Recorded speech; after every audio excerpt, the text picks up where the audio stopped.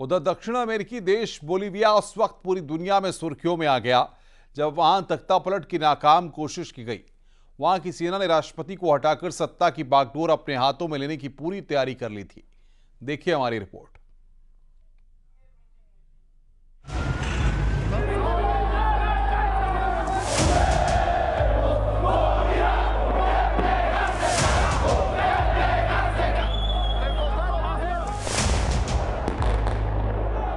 सैकड़ों की संख्या में सैनिक और टैंक के साथ राष्ट्रपति भवन पर धावा बोल दिया गया। भवन के दरवाजे बंद थे, उन्हें तोड़ने के लिए टैंक बुलाया गया। और इसके बाद बोलिविया का जनरल जुआन पूरी सेना के साथ राष्ट्रपति के घर में घुस गया।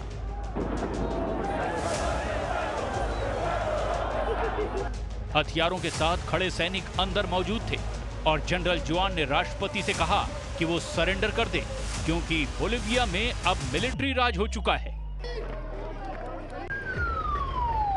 राष्ट्रपति भवन के अंदर हो रही इस सबसे बड़ी सियासी घटना का पूरे देश में लाइव प्रसारण हो रहा था।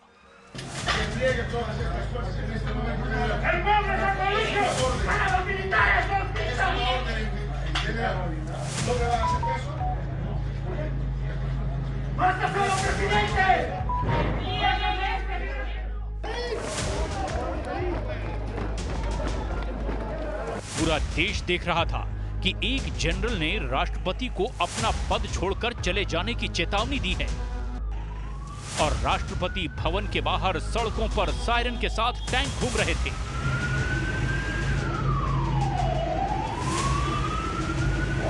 चारों तरफ घोषणा हो चुकी थी कि अब बोलिविया में लोकतंत्र खत्म हो चुका है।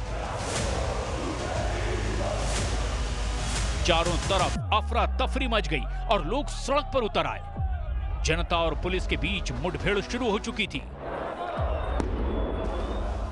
रह रहकर गोलियों की आवाज से यह साफ था कि आने वाले कुछ घंटों में पूरे देश का भविष्य बदलने वाला है। दरअसल बगावत से एक दिन पहले जनरल जुआन जोस जुनिगा से सैन्य कमान छीन ली गई थी, इसीलिए उन्होंने विद्रोह की प्लानिंग कर देश पर कब्जा करने की साजिश रची थी और राष्ट्रपति भवन को जाकर घेर लिया। अगस्त 1825 में स्पेन से आजाद होने के बाद से लेकर के अब तक बोलिविया ने 190 से ज्यादा बार तख्ता पलट के प्रयास देखे। इसकी आखिरी कोशिश साल 2019 में हुई थी, जब मौजूदा सरकार ने हार मानते हुए खुद ही इस्तीफा दे दिया। इसके बाद चुनी हुई सरकार आई, जिसके नेता राष्ट्रपति लुइस आर्से हैं। उन पर भी अब संकट मंडरा रहा है। बोलिविया में जो कुछ हुआ उस पर रूस ने भी नजर बनाई हुई है, क्योंकि तख्ता पलट की साजिश के ठीक 21 दिन पहले ही राष्ट्रपति लुइस ने रूस के राष्ट्रपति व्लादिमीर पुतिन से मुलाकात की थी और रूस ने बोलिविया में न्यूक्लियर रिसर्च के साथ लिथियम खनन के कई प्रोजेक्ट पर मदद का भरोसा दिया था।